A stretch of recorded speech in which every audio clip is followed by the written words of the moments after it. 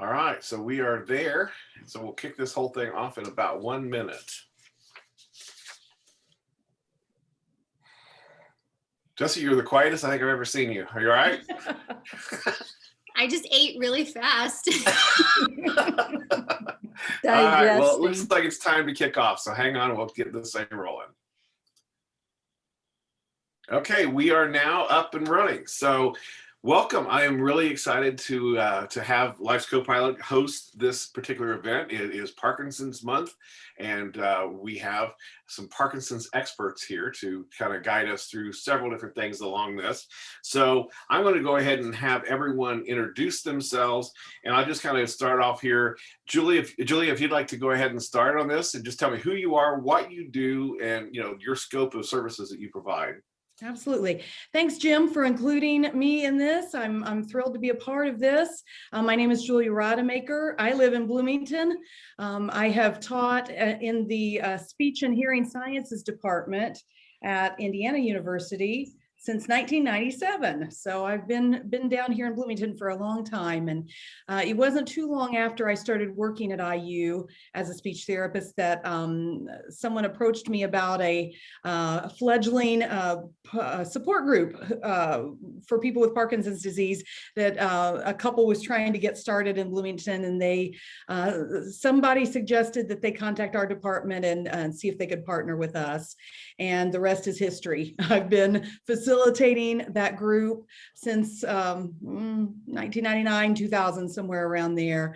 And it's just been my privilege to get to know so many wonderful, amazing people who deal with Parkinson's disease every day. I don't want to take over too much here, but I definitely have a story that I'd like to share at some point about a caregiver that called me yesterday. So maybe everyone could introduce themselves, and then absolutely, we'll come back and get into your story. That sounds great. Yeah. So Kim, tell me about you. I mean, you got this big title, so I'm looking forward to having you tell us who you are and what you do. So, and what your organization does, because people may not know.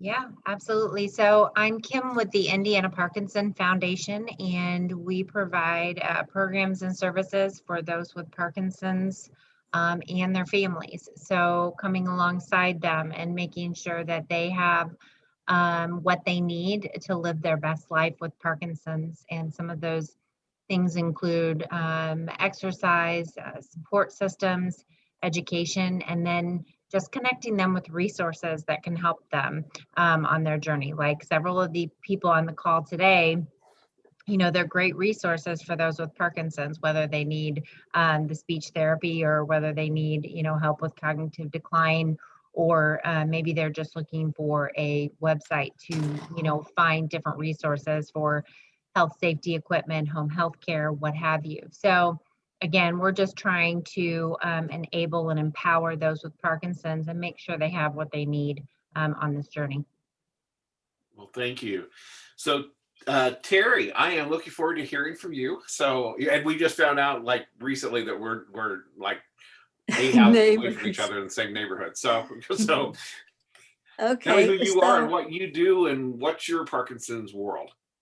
My Parkinson's world would be Parkinson's. I'm the lucky one on the group that has Parkinson's, but I've always taken an advocate role and tried to find out as much as I could about it. And through education, became a board member on the PACE board, which is Parkinson's Awareness of Central Indiana, a support group.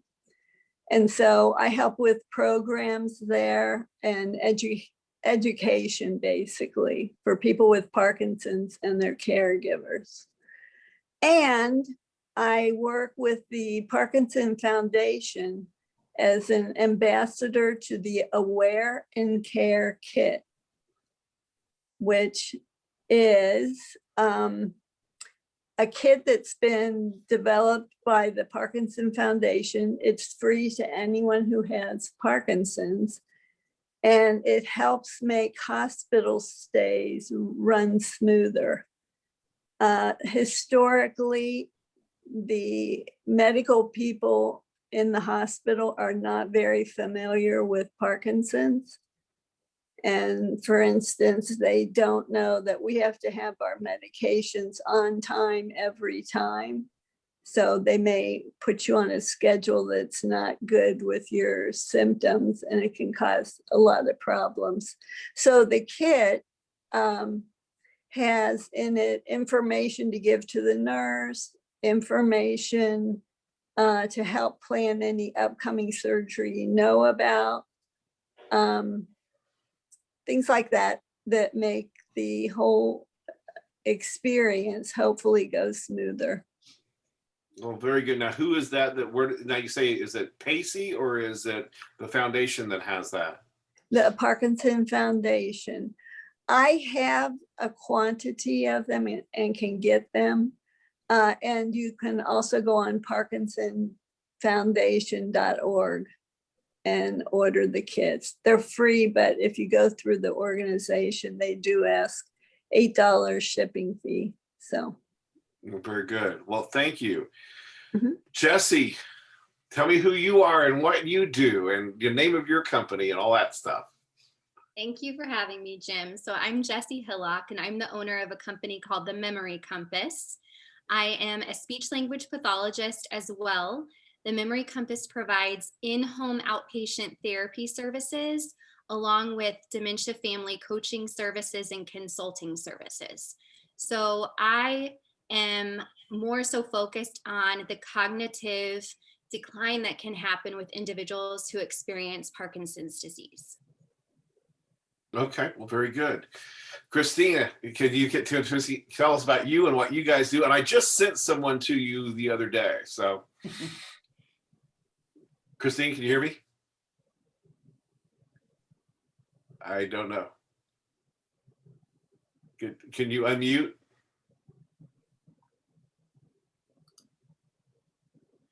Christine, can you hear us? Oh yeah, I'm sorry. Okay. Tell us about you and your foundation. I just sent someone to you guys the other day, so tell us all about you. Oh, thank you. Boy, that was a quick intro by the before me. I was not quite ready. Thank you for allowing me to join this awesome panel. I am lucky enough to know everybody on the panel now at this point. I represent Rocksteady Boxing. My name is Chris Timberlake. I've been with Rocksteady for 15 years. Initially joined the organization as a care partner for someone with Parkinson's, and have been a care partner for that person for over 21 years now. So I kind of immersed myself in Parkinson's because of, I have a very close relationship with someone that I care for, but I've seen the impact of exercise.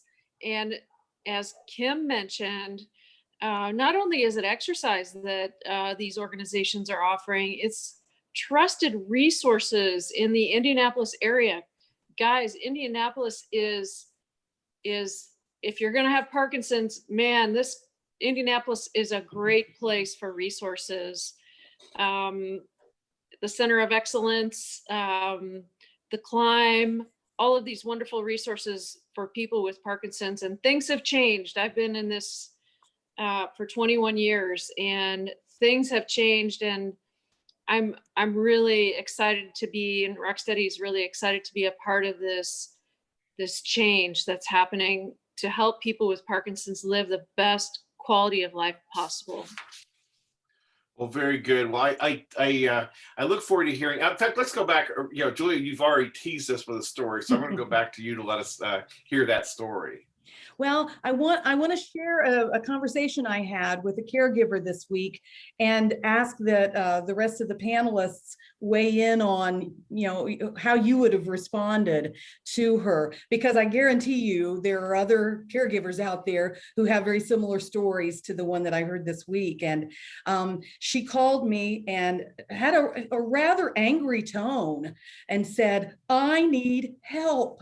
my husband has Parkinson's and I can't handle this anymore. She said, I knew that people fall down sometimes with Parkinson's, and she described some other characteristics, but she said, I had no idea how much his awareness, the cognitive aspects of his function were going to change. And she said, he won't let me out of his sight, and he wants to know who I talk to on the phone all the time. And he's very anxious and he's paranoid, and he has all the other symptoms of Parkinson's as well.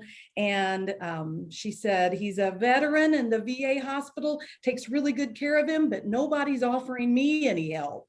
And the caregivers, Chris, you can speak to this, everyone can, but the caregivers are just as needy and deserving of support as well as the people with Parkinson's disease. And I put her in touch right off the bat with another caregiver in my support group so that they could talk right away. But I would love to hear what, I know, Kim, you've probably got resources that you would speak to as far as that goes. But, you know, I said, you don't have to do it alone. There are organizations, there are resources to help you. And I just wanted to open up that conversation or that discussion because it's probably very prevalent. We're all under unique stress in this last year, and there's just people are facing issues that maybe they haven't had to deal with before, like Jim and COVID. I mean, it's just really, it's a difficult time that we're living through right now. So I'll stop talking and let anybody else respond to that if you want. Well, I was going to say, Julia, just if you have her information and you want to share with her, we have a caregiver support group the last Monday of every month. We do it virtually because I know that's got to be easier for caregivers. And then Lindsay Shanklin with the Center of Excellence just started I believe a caregiver support group. I think it's, I can't remember, I think it's on a Sunday, and I think that's also virtual. So that might be another resource for her. And then it sounds like, and Jesse, correct me if I'm wrong, but if he's having delusions, it sounds like. So in that case, we're having an educational event tomorrow virtually at noon. And I can share the Zoom information with her on that so that she could learn about a possible therapy that they could talk to his doctor about. To see if that might be something that would be appropriate for him. I realize that it's not always appropriate for every person, but it would just be a great educational resource for her to then take to his doctor and ask the question. So those are just a few of the things. I did suggest to her that I said, you can talk to his doctor about what's going on and certainly share your perspective on this. Ask for help. Yeah, my thought was, definitely if there, there's, is she a full-time caregiver? Is that what she's a full-time caregiver? And I'm going to ask another question. She said, really, her only outlet to communicate with other people right now is texting, because he doesn't want to join the support group, but he doesn't want her to be there either without him. And so in this time where they're trying to figure out how to maybe help him more, she said she really, I said, well, I'll search for maybe a chat group or something that you could participate in. You might want to check into one of our Life Co-Pilot members is a company called Caregiver Homes. Caregiver Homes, and they're on Life's Co-Pilot. You can find them under the support, but they have a really good model that they basically have like nurses available that will be there to support the caregiver and teach the caregiver, and they actually have like things that they work together on a plan for the day. There's an app that they do stuff on, so they're a shoulder to cry on, whatever the need is.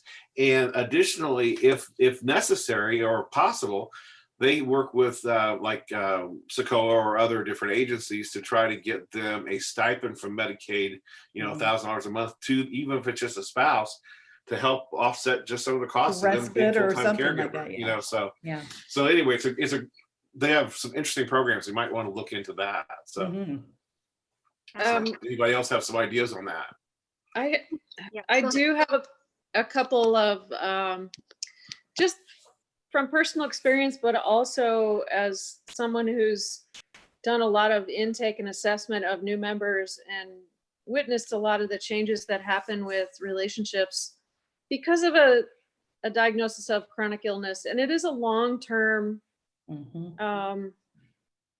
it's a marathon.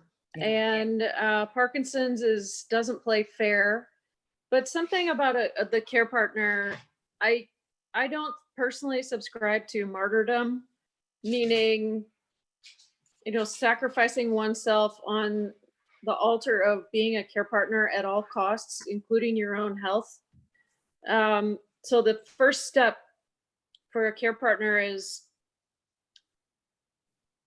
forgiving yourself for the guilt that you feel for saying that it's difficult.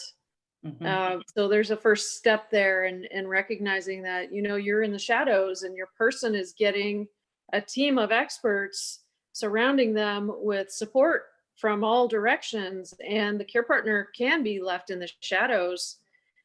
And it's okay to feel like you're neglecting yourself, you're neglecting the person that you are. And we've seen a lot of care partners that actually become much less healthy than the person that they care for.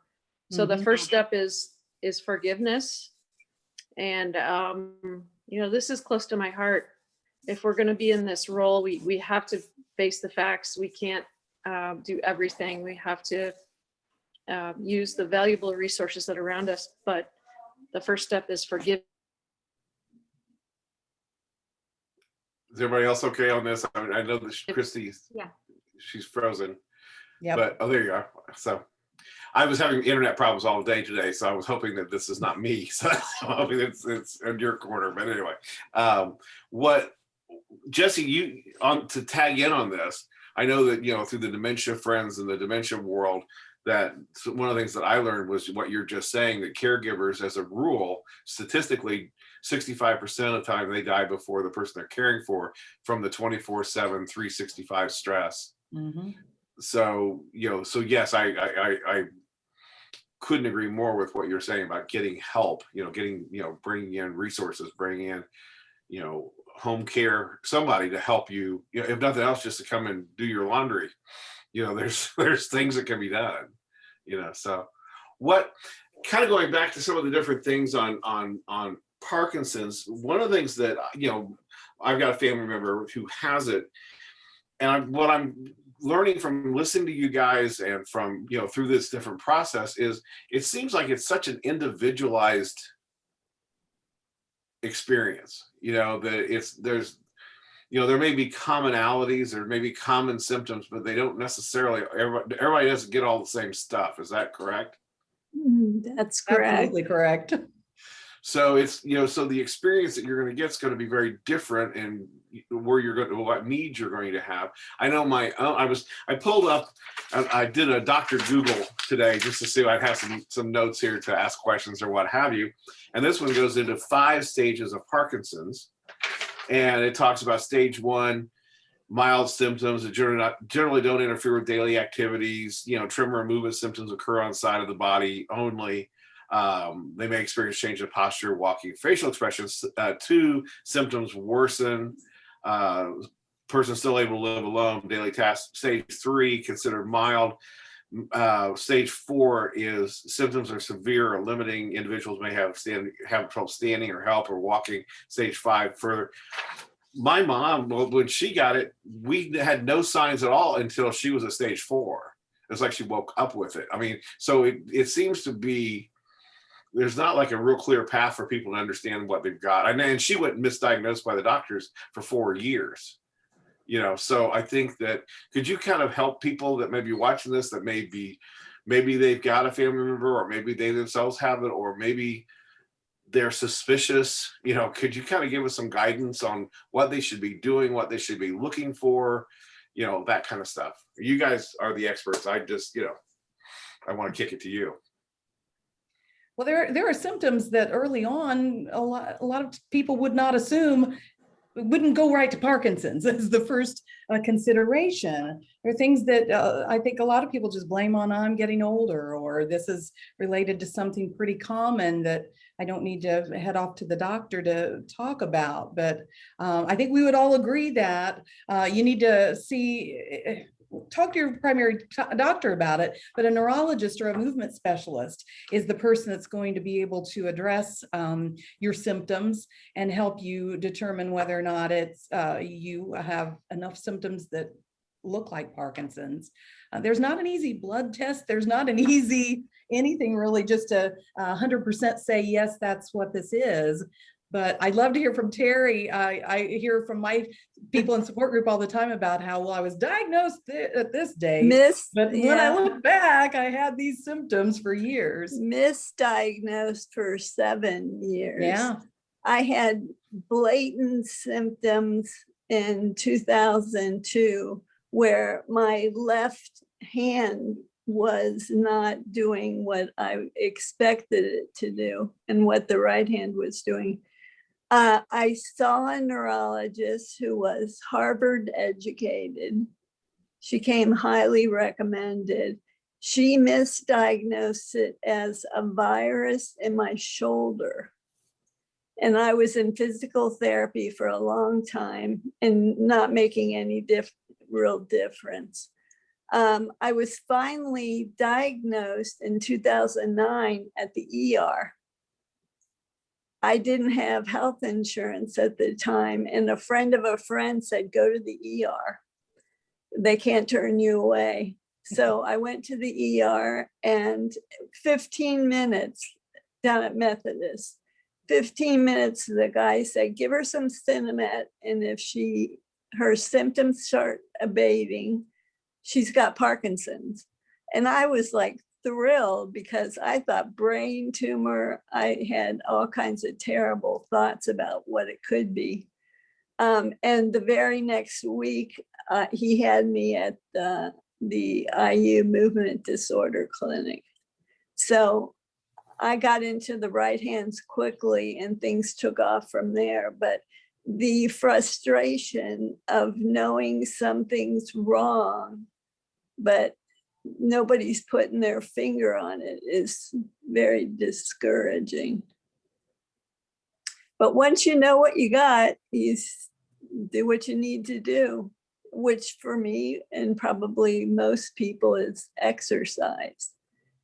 And exercise like your life depends on it. So can you tell the difference when you do or when you don't? I mean, is it? Well, I improved so much immediately. I was with Rocksteady and I still do Rocksteady. It's been 10, 11 years now. But not only did my symptoms seem to really lessen, the atmosphere of being in a gym with people who are going through the same thing you are, there's never any barrier between us. No one ever gets mad at anyone else. Everyone gets that you have what I have. And it's amazing the support you get from that.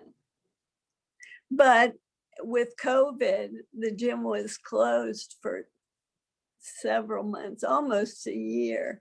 And the discipline needed for exercise was not on my docket.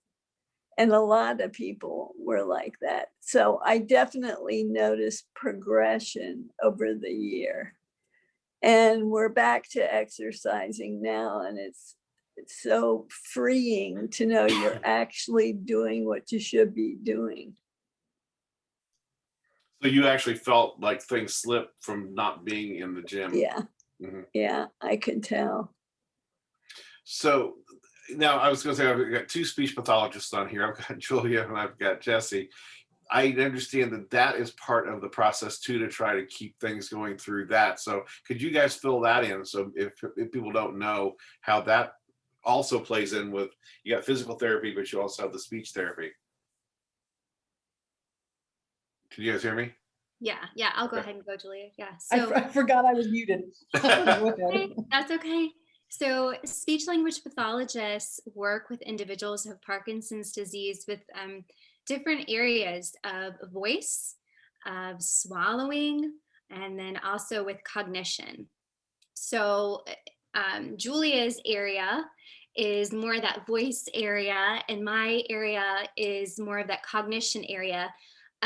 Well, Julia, cognition as well, but my practice is very specific to cognition. And some people who are even aware of needing a speech language pathologist when it comes to Parkinson's, the thing that they're aware of is more of that voice, or maybe is more of that swallowing. But oftentimes people do not realize that cognition is also a component. Difficulty with memory, difficulty with sequencing, difficulty with following directions. And that's more of the area that I focus on. But we're actually coming up on Better Hearing and Speech Month is in May. And so We have another panel. we do. Yes, we do. Yes, we do. And there's many different areas that a speech language pathologist can support you in, but it's all about knowing when to seek out those services, because from what I've heard from my clients is that oftentimes they're hearing about having this service somewhere else, like a support group tells them about it. It's not their physician, it's not their neurologist, it's not their movement disorder specialist that says, hey, I really think that working with a speech language pathologist might benefit you.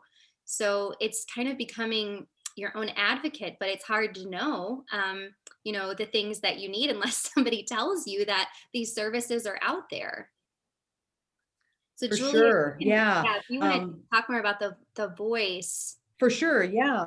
Yeah. The research behind speech and voice therapy for people with Parkinson's certainly supports over and over and over that the earlier on that you do therapy to reestablish a loudness and a clarity of voice, you're going to have better long-term results.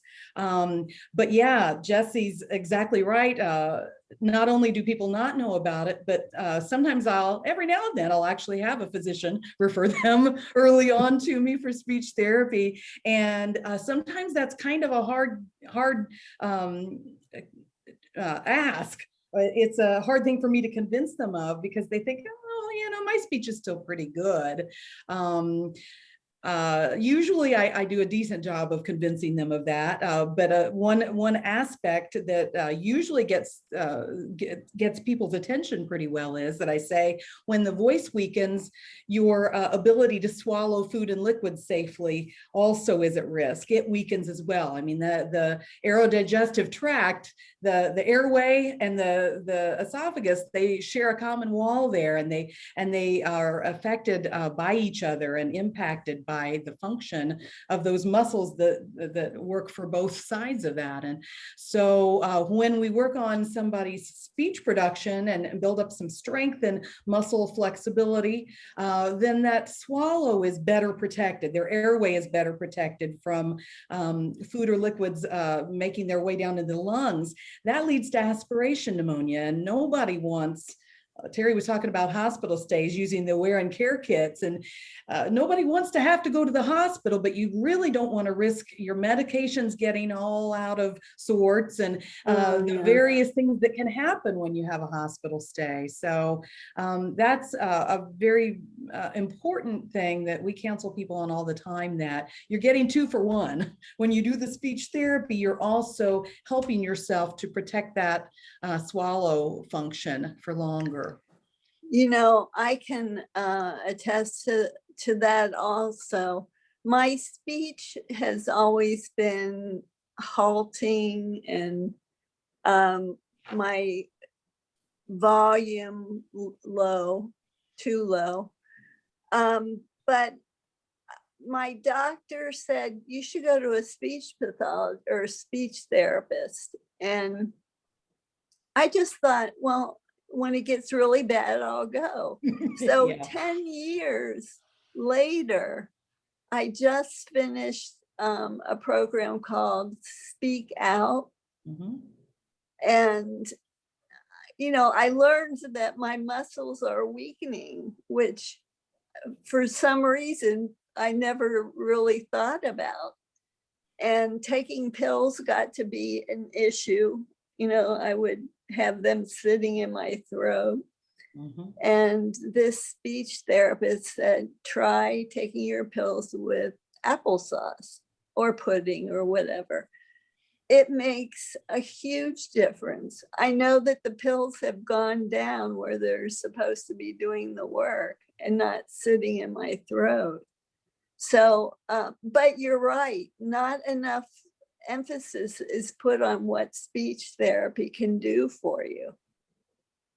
Well, and I can't tell you how many times I have people with Parkinson's disease come to me with soft, monotone speech, who then also have a spouse or a caregiver who has hearing loss. It's just a recipe for disaster because there's a lot of miscommunication going on there. So obviously we also have audiologists that work in our clinic that can address the hearing issues. But if we can help people with Parkinson's increase the loudness of their speech and the clarity of their speech, it gives them literally gives them their voice. They're not going to be in the background, isolated or not participating as much in life. We want our clients to be able to speak up and voice their opinions and requests and all that sort of stuff for as long as they can. So certainly, I encourage people with Parkinson's, even if you've just recently been diagnosed, to consider finding somebody who can work with you on this. And a lot of speech therapists can do this work, but there are two programs that are just the gold standard for speech therapy for people with Parkinson's. One, Terry just mentioned, it's called Speak Out.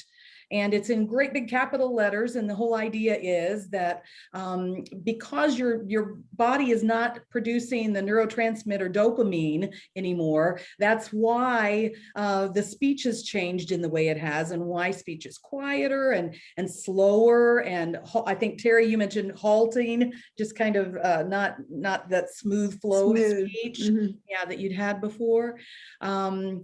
And so medication can certainly help a lot with that, but learning how to override what used to be automatic and intentionally speak louder and more distinctly can really help keep you involved in life.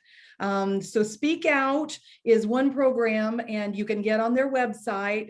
The Parkinson Voice Project out of Richardson, Texas is where Speak Out was created. And it's a two-part program. So you do individual therapy, but then they also have a group therapy, which is to help everybody maintain their skills. And that's called the Loud Crowd. And so we have Loud Crowd every Monday afternoon at our clinic. It's great fun. There's also a program that's been around actually a lot longer than Speak Out called Lee Silverman Voice Treatment. And it is well researched up one side and down the other. And there are several speech therapists in Indianapolis and around the state who also provide that therapy. They're both excellent. I'm certified or trained in both, and would not hesitate to use either one for anybody with Parkinson's disease. So you can get on either of their websites and find clinicians, find people that have been trained to do this therapy. So yeah, look up that information. I think a lot of people don't. And one of the reasons we have these panels is because in the industry, you guys know these things, but getting people out in the public to know that these things and what they mean and what it even is. I know myself, I thought I was fairly attuned. I was dealing with in-laws and parents and uncles for years. And then my uncle got, he was supposed to get speech therapy. And I'm like, because he had a thyroid constriction on his throat and he was having trouble swallowing, and I'm kind of like, he doesn't have any need for speech, that makes no sense, but then of course I find out that Jesse educated me. It's basically everything from here up, so but it's like, well, Jim, if we said everything that we do in our title, it would just go on forever. I get it, but people don't know. That's why we're trying to do this. We're trying to let people know what's out there, what resources are there, because who knows this stuff, and you kind of wander around in the dark, trying to figure things out. So Christine, tell me about the Rocksteady. I know that you guys provide a lot of different things there. You have the things. You also, the last time we did this, you told a little bit of the story how it got started. I think that was pretty cool. I just want people to be aware of what it is and what's available there. So. Oh, sure, Jim. And forgive me, please. My connection is a little iffy. I'll try to do this quickly. So we've been around, Rocksteady's been around since 2006. And we started with Scott Newman, who had young onset Parkinson's at 39. He was a Marion County prosecutor. And he recruited a professional female boxer named Christy Holmar, who just happened to be living and retired in Indianapolis. So he thought that a female boxer would have more compassion for people with Parkinson's. So the two of them started Rocksteady Boxing in 2006. I was one of the first volunteers because of Thomas, who I'm care partner for.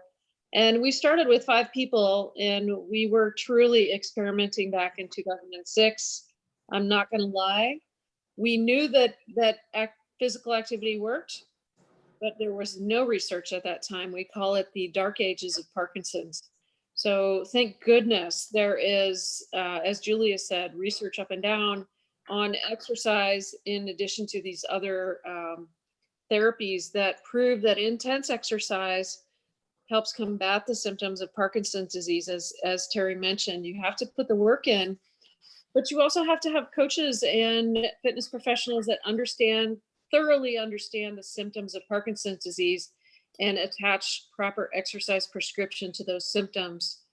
Rocksteady now has 850 locations around the world. Indianapolis is headquarters for all 850, and we're gonna kickstart the training once again, open during COVID with precautions in May. So we're super excited to restart training camp and grow the program. All right, very good. Now, do you have a facility that you go to, or do you take it on the road, or? Well, Jim, we've had to adapt, and we offer Zoom classes for folks, but our headquarters facility is on the northeast side of Indianapolis. And we are taking new clients at this time. So we do an assessment on each individual, place them in the proper class level with proper exercise prescription. And that's on the northeast side of Indianapolis. And we could provide a link for you if you would like. Yeah, please do. And Kim, I was going to bring you onto this one because I don't think a lot of people, I may be completely wrong here, but my guess is a lot of people with Parkinson's have never gone to parkinsonsfoundation.org to find out what's going on or know what you guys offer or what services you provide. My guess is that the consumer is underserved with what you can do. Am I wrong? I know this from Alzheimer's Association tells me that all the time. So I'm assuming you guys have similar circumstances. So. Yeah, absolutely. So one of the most frustrating things about my job, and I'm sure most of the people on this panel have heard this, people will call and be like, I wish I knew about you 6 months ago. And so that's, part of what we do when we have events, whether it be our annual race or educational events, we're wanting to raise awareness about what we're doing so that we can connect with more people. Because the more people that we can connect with, the more people know about what we do. And we want to, like I said, provide these programs and services for people with Parkinson's so that they can live their best life with Parkinson's. And so we love to, collaborate with everybody that's in Indiana and, make sure that, we're not only raising awareness about what we're doing, but also what, the LSVT program is doing for Parkinson's and what Rocksteady is doing for Parkinson's, what the Memory Compass can do for Parkinson's, and just making sure that these people know, hey, we're all in this together. We're all, after the same goal, right? So just, making sure that people know what's available to them. Like Christine said a minute ago, we are in a great place to have Parkinson's because of all the True. resources. And so I just think that, the more people that know about these things, the better, and the more that we can share about what each of us are doing. I know that a lot of times when I tell people about the Big and Loud program, so many of them, they're like, well, what does it cost? And I'm like, it's covered by insurance, and people don't realize it, and they don't realize they can do it more than once. And so, sharing these types of things just really helps people to, be like, oh, I can't do that because I can't afford it. Right. So just making sure that people know not only what's out there, but the fact that, it doesn't always have to be a roadblock if there's issues with money. There's foundations out there to help them with their medication costs. There's, programs that are covered by insurance and this, that, and the other. But yeah, so I would just encourage anyone out there to reach out to, whether it be Indiana Parkinson Foundation, whether it be Pacey, whether it be Rocksteady, whether it be the National Parkinson Foundation that Terry was talking about earlier with her Aware and Care kits. Reaching out and finding out what's available is huge. Those Aware and Care kits are huge. They're a great asset. And Terry brought some to one of our locations, and I was able to distribute to the people in our locations. And a lot of people didn't even know they existed, but they also didn't realize that it can be an issue if you're in the hospital. So again, the more that we can share with one another, what we know doesn't mean that they already know it. So we need to share those things with them. Now, you say that's a share and care. Is that what it's called, or Aware. And Aware. Care. Now, is that just for hospital visits, or? Yes. Okay. I can tell a story that happened to me personally. I was in the hospital for something related to Parkinson's. And I just assumed everybody there knew all the medications, symptoms. They'd call my neurologist, and none of those things happened. And in fact, when it came time to take my medicine, the nurses told me the pharmacy is in charge of that. They'll bring the medicine. So I waited, and it got past time for me to take it. And they said, well, the pharmacy doesn't have Rytary, so they have to get it, and then they'll get it for you. And I said, not gonna work. I had taken my own medication and ended up, for that period, having my own medication, which going without was really not an option. So people don't know until they're in the hospital that they run into that lack of education. And so what the kit does is basically educate the people that you are working with if you're a patient in the hospital. It's got medication forms and facts for the nurses, what drugs should never be taken when you have Parkinson's, and information basically. Well, that's excellent. I think that we have a tendency to think that the hospitals know everything, but they definitely do not. So. Well, if you think about it, all the things you're in the hospital for, there's probably 6 million diagnoses. They can't know it all. They have, probably an afternoon on Parkinson's somewhere in their nursing career, and they just don't know until you remind them. Well, before, I know Julia has to take off here in a couple minutes, but I was going to say, before you go, I think you and I met at the Davis-Finney convention in town a while back. I don't know if you wanted to kind of get people aware of that, what that program is all about, because I was blown away by the amount of people that were there. We were over on the east side, and the place was packed. So, Well, Jim, that was my first experience with their organization as well. And I was, I have a grant from the Parkinson Voice Project to do speak out therapy here in our clinic. And Davis Finney had contacted Parkinson Voice Project and said, do you have somebody who could come and represent and share information there? So that's how I got hooked up with that. But my goodness, yeah, they know how to throw a convention, don't they? They do. It's pretty Yeah. impressive. Yeah.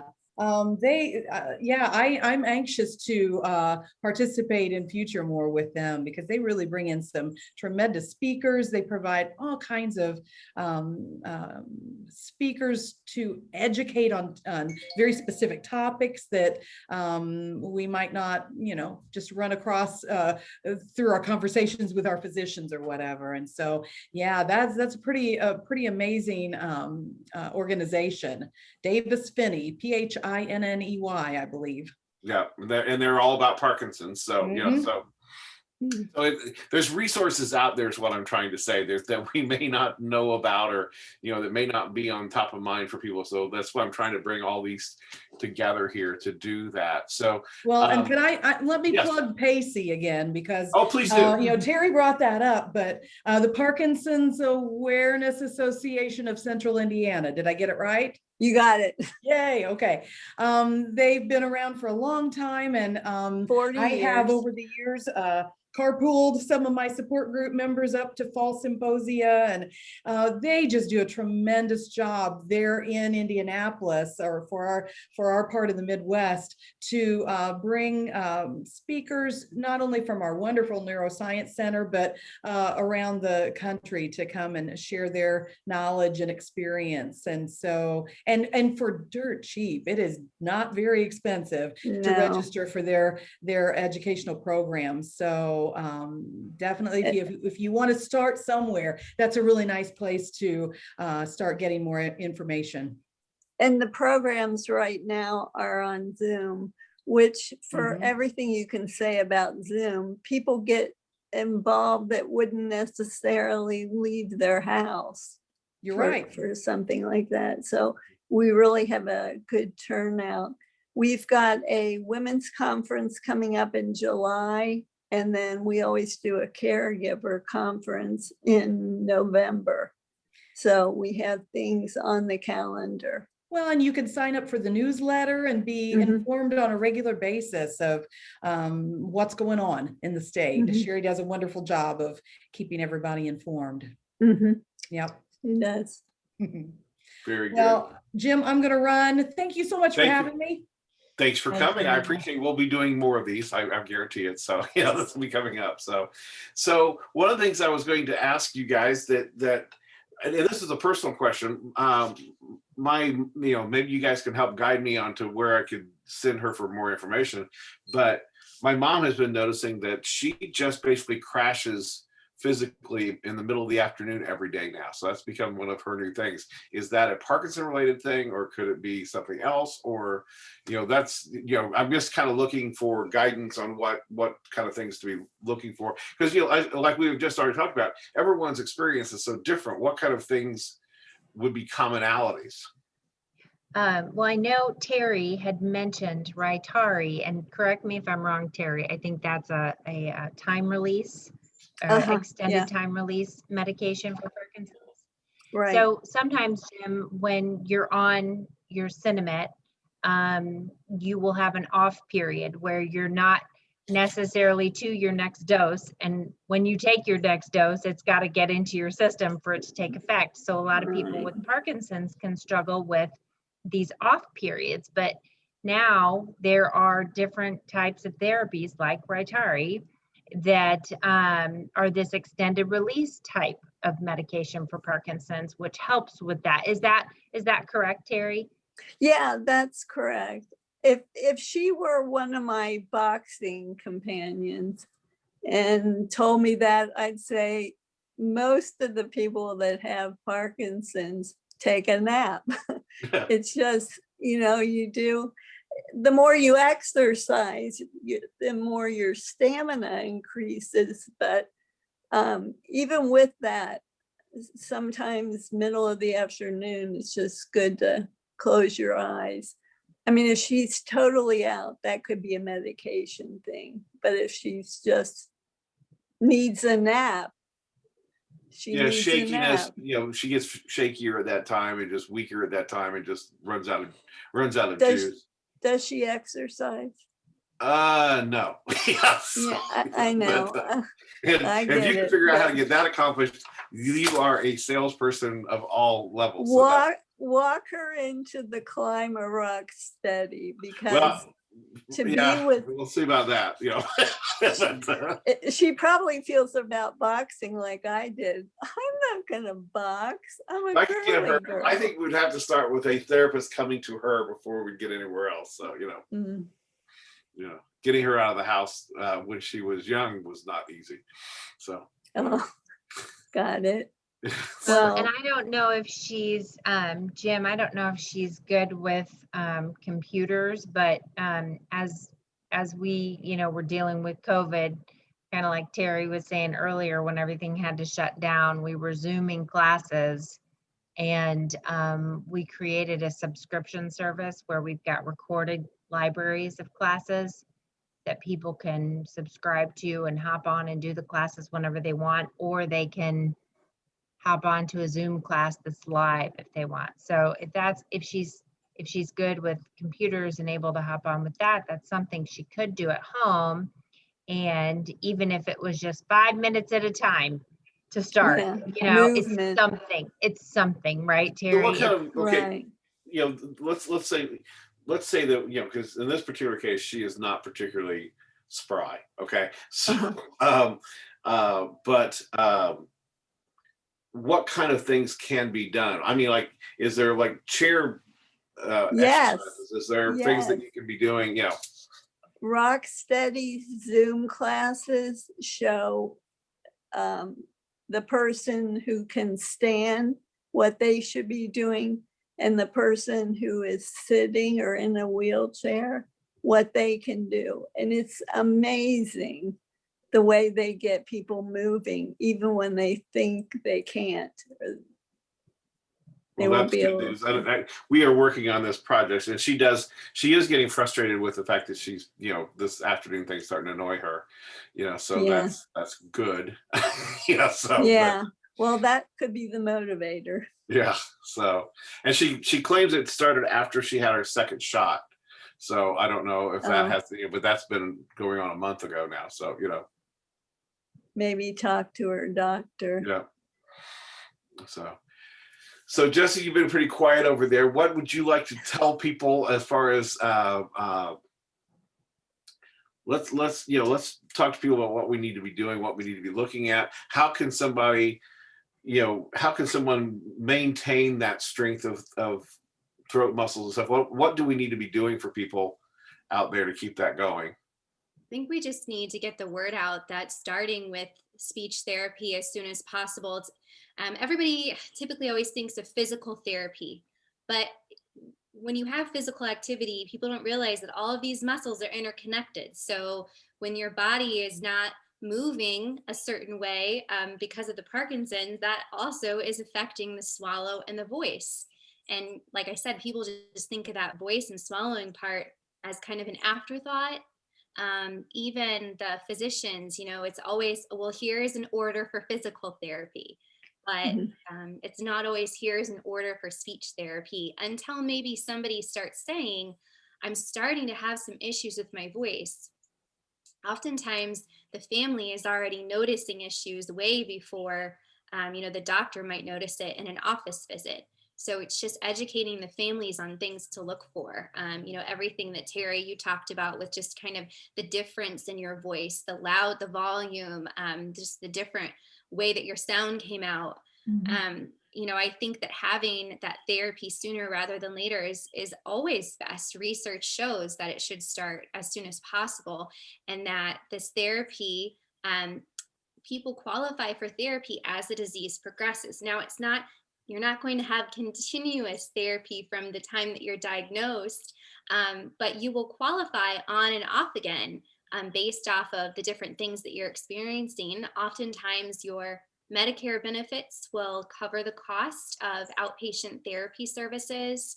And people don't realize that either. You can receive services either outpatient within like an outpatient clinic, a physical like brick and mortar building, or you can qualify for outpatient therapy with a service like the Memory Compass, who we're outpatient, but we actually go into the home, just because we believe so strongly that therapy can often be done best when it's in that functional home setting. I really like to get to know the individual, and there's a lot to be said when you're welcomed into their home and you learn about their history and their career and just getting to know them on a deeper level. And I want to go back to something that Julia said earlier when she was talking about the care partner expressing that they themselves were having difficulty.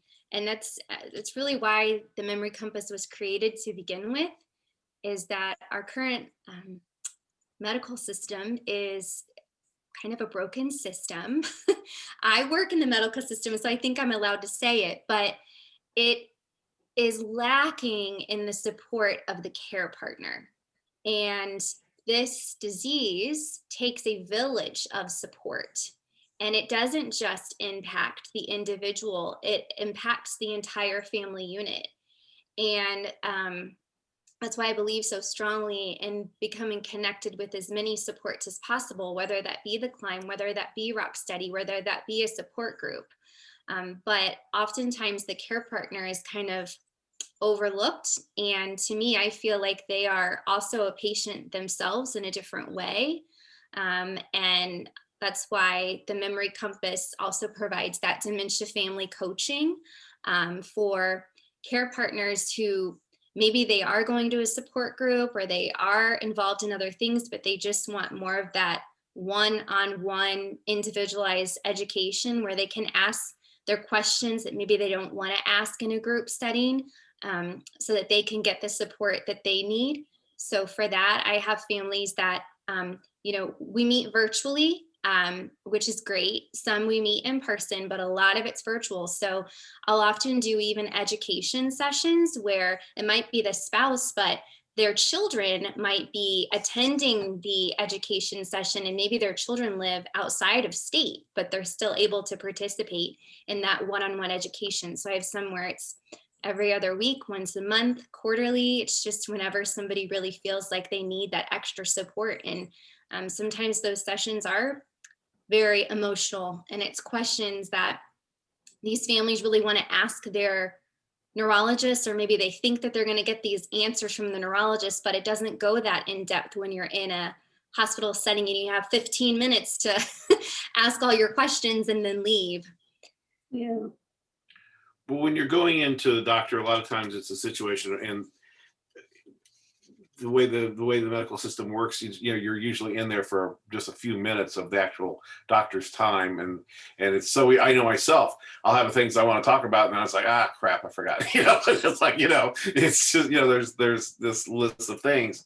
And what I was going to say is this. Okay, back to Jesse a little bit on this. But if you have a doctor prescribe or suggest that they get speech therapy, that's great.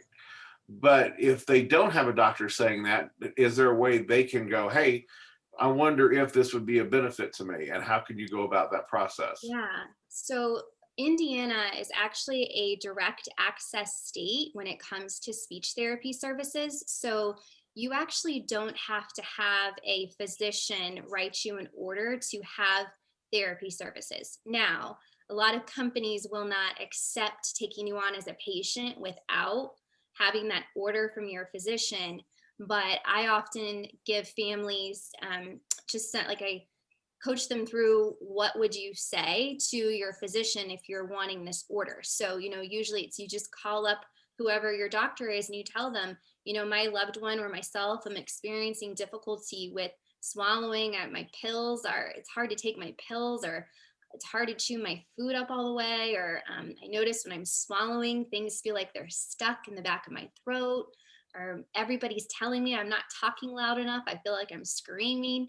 You can tell those things to the doctor's office, and they will usually say, oh, well, I think that you should see a speech therapist, and then they'll recommend a clinic, to go to, or an outpatient provider. But again, it's usually you being the one to call the office versus the office saying, you know, it's too bad they don't just give you a list of, here, you have Parkinson's disease, these are all the resources that we have in the area. Right. That's not what happens. So it's just knowing to contact your physician. But you are able to do that without the physician telling you first that that's something that they recommend. Yeah, I think Indiana, you can like physical therapy as well. You can go there first as well. Is that not true? Yes, yeah, that is true. Well, I can't believe it. It's coming on 7 o'clock again. I cannot quite believe how these go. Do anybody have anything that you want to say before we go away today and we miss that? Do you have anything you want to tell people? Exercise. Yes, and to your point, Jim, about going to the doctor and only having a few minutes with them, I encourage people to keep a journal. You know, whatever you're dealing with, kind of like you were talking about your mom and how all of a sudden in the afternoon, she's having these episodes of not feeling the energy that she used to, right? Keep a journal of the different things that start happening, because that way when you get to the doctor and they say, how are you doing? You have a list of things to say rather than saying, I'm fine, when you're not really fine, right? Right. But if you have it written down, it just makes it easier. It's kind of like the Aware and Care kits, you know, just you have a list. I'd never heard of that until today. So I am, today years old to know this. So, And I'll be glad to get you one of the Aware and Care kits. I appreciate if you live that. so close. But to her point, making a list of questions as they come up, and then literally handing the list to the doctor and saying, these are the questions I have. Because sometimes you'll get down 2 or 3 questions and time's up. So if you hand them the list of questions you have, they pretty much will answer the questions. Oh, very good. What I was going to ask real quick. I'm drawing a blank. Well, anyway, I was going to say, again, there's a good point. I should have written it down. I was thinking about it earlier now. But well, I'll tell you what, let me do a real quick screen share. I want to show our viewers something that's coming up here. You can always go to Life's Copilot and see what is coming under events. This is the one we had today. On the 6th, one of our members is having a business connections event. And then on the 13th, we're doing a panel on palliative care, because frankly, I didn't know what it was, okay, until I got into the senior world. I'm going, okay, if I didn't know, other people don't know. So, and it's a great service. So I thought we'll go into that. We have I know that Jesse's going to be with us on this one. We have one coming up on the 25th for hearing and speech. There's one coming up for Crohn's colitis food fundraiser. Another one of our members is coming up. So you can always find what's coming up under resources. We have blogs and glossaries and video libraries of past events. So we do what we can to try to help. And then our partners that are on here are professionals. So you can get on here and find resources. The whole point of Life's Copilot is to bring those experts into your computer to tell you stuff without it costing you anything until you want to engage them. Okay, so, but they get the information out there. Anybody else got anything else you want to say before we close up for the evening? Or Thank you so much for having me. well, thank you for being here. It was wonderful. And I'm looking forward to meeting you since we're so far away. Yeah, right. All right. I'll See be you, out ladies. walking. It's been fun. Talk to you later. Thanks, Bye. guys. Bye. Bye.